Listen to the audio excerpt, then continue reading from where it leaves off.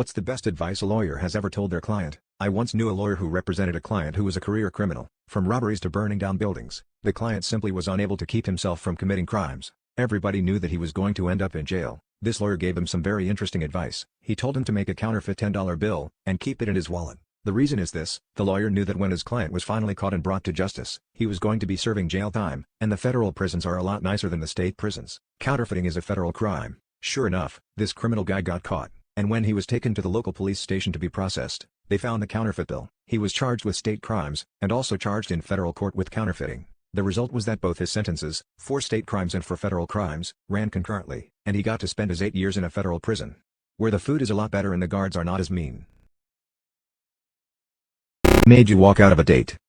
Matched with her online and we bonded over our shared love of food. She mentioned not having gone to any good restaurants in town and was tired of places like Kelsey's or Lone Star. Decided to take her to a really nice place in town as I had just got my tax returns and could afford a $200 meal. During the date she talked with me and was engaged right up to when she ordered her food, an appetizer, wine, dinner, a second dinner for lunch the next day and dessert. After her order was placed she took out her phone and spent the next 20 minutes just browsing Instagram while I tried to talk with her. Excused myself to the bathroom and instead talked to the waitress. Got her to cancel my meal and dessert. Only had my appetizer at that point. Split the bill and paid with a 20% tip for the whole thing. Would have been as it wasn't fair for the waitress to lose out on her tip. My phone blew up about 5 minutes later when the waitress told her what was up. See, the funny thing is, I have no problem paying for a date even if there isn't a spark if my date at least is engaging, respectful. But being used for a free meal, nah, F that. There are more deserving people with less in the world that I'd rather give back to. You want to confess that no one else in your real life knows?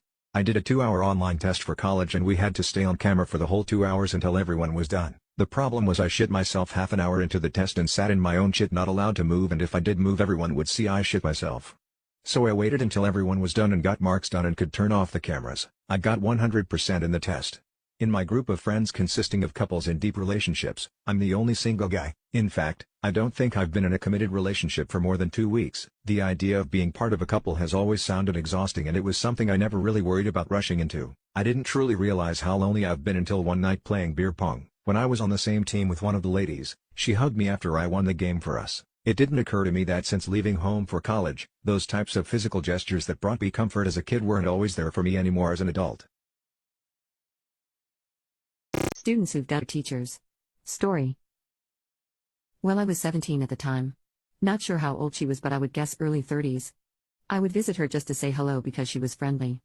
I go down there one afternoon and say hello and chat a little, and after a while she asked me how my dating life is going.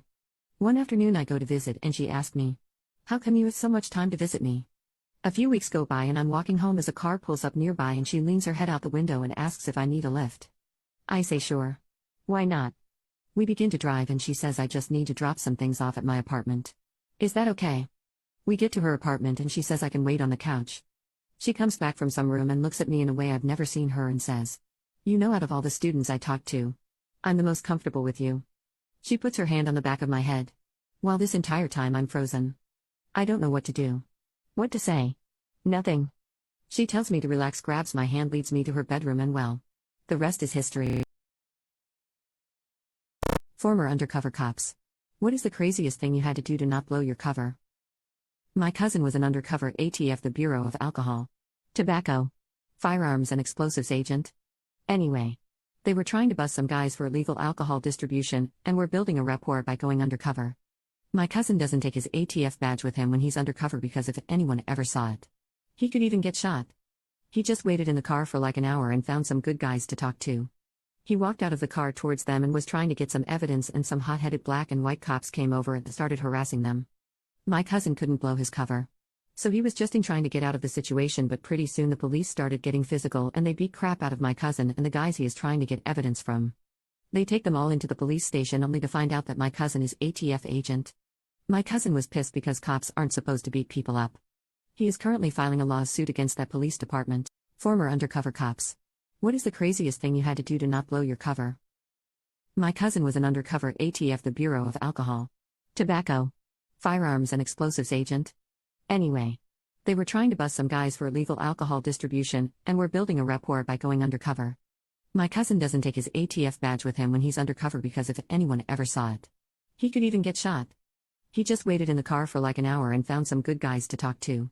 He walked out of the car towards them and was trying to get some evidence, and some hot-headed black and white cops came over and started harassing them. My cousin couldn't blow his cover.